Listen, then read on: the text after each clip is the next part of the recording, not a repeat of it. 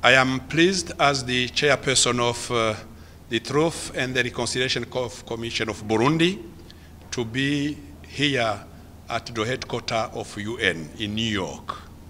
We are privileged today, thanks to the action of the Permanent Mission of Burundi in New York, to be able to participate in the side event organized on June 23rd, 2025, here in New York, a good opportunity to tell the international community something very sad.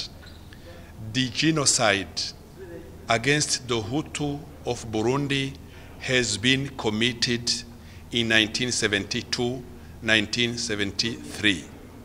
The international partners of Burundi, many of them know what happened in Burundi, where people on ethnic basis have been arrested and killed, and the killers, the government of late President Michel Micombero, targeted mainly the Hutu elite, those who were comfortable economically and socially, even students of university, even pupils of secondary school, and those educating in primary school were targeted and killed.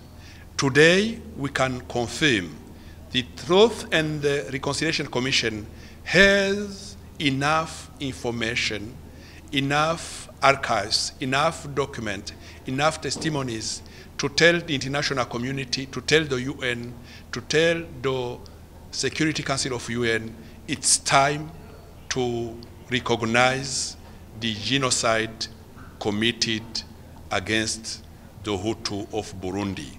This will be helpful for security and peace in the region of the Great Lakes area, and this will be also a way for healing victims in Burundi, and also an important input to stabilize the region of Great Lakes area. Thank you very much. Thank you.